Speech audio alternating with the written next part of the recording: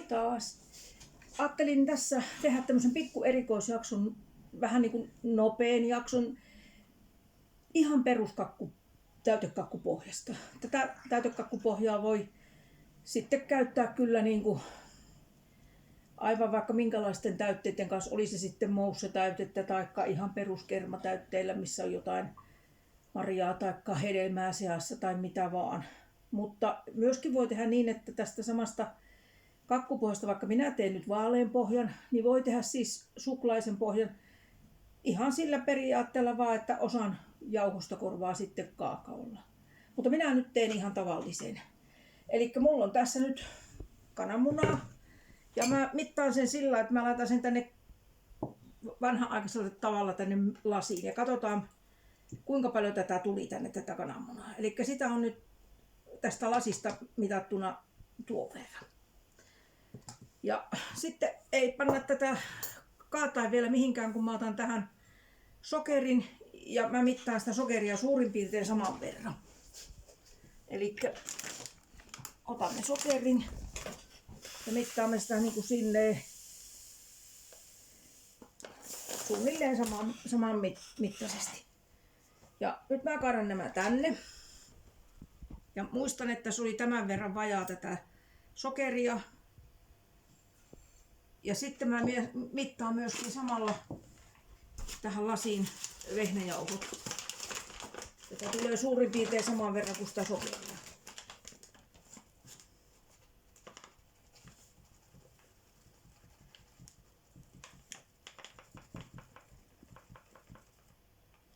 Panen nyt vaan tuon verran sitä, koska mä meinaan hakea tähän vähän perunajauhoa, niin se vähän pehmentää sitä pohjaa.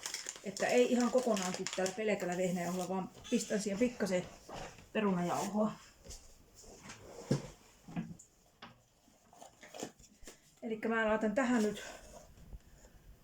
täältä tätä perunajauhoa pikkasen vielä. Varmaan. Niin nyt se on suurin piirtein yhteismitta sen verran kuin mitä sitä oli sitä sokeriakin. Ja mä sekoitan tämän nyt sekaisin, että se ei jää paakkuihin se perunajauho. Sitten mä lisään tuohon ihan leivinjauhetta, mutta en lisää sitä kuin puoli teelusikkaa. Se ei oikeasti sitä paljon tarvitse. Ja tämä saa odottaa, kunnes mä oon siis saanut tämän sokerin ja kananmunan vatkattua tosi hyväksi vaahdoksi. Eli semmonen oikein vaalea vaahto. Ja annetaan sen siellä olla. Mä pistän nyt tämä vatkaimet ensin osi kohdallensa. Nyt tulee ääntä.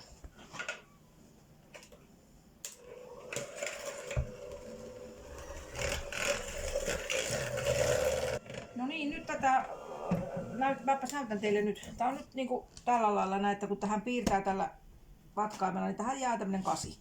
Ja silloin tietää, että se on aika lailla niinku kohillaan. Nyt mä alan pikkuhiljaa niinku tätä vehnäjauhoa tänne laittamaan.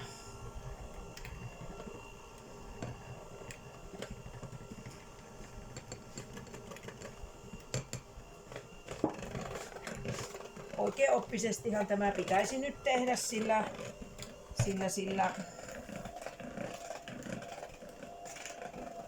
muolialla.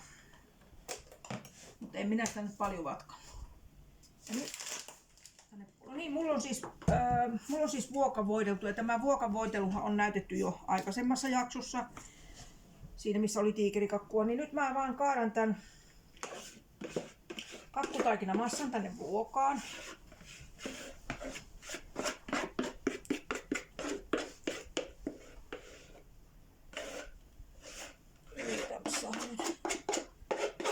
Mahdollisimman hyvin tämä täältä pois.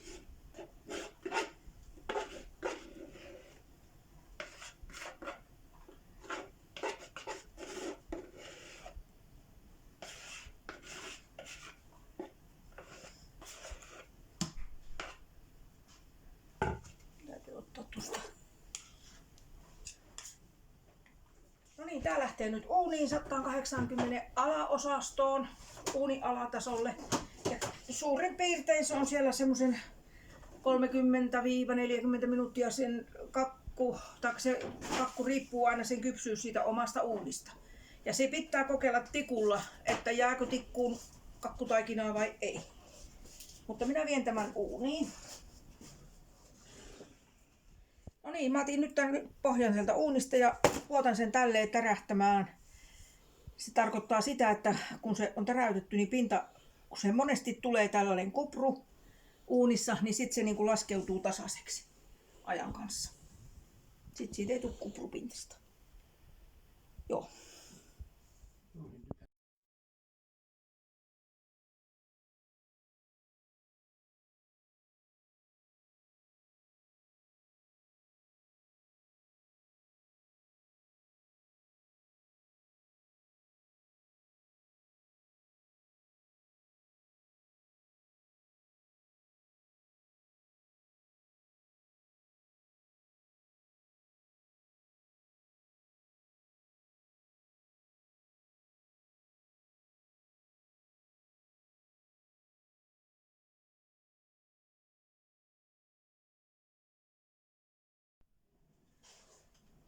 Tämä oli tässä tämä kakku erikoisjakso, kakunpohja erikoisjakso.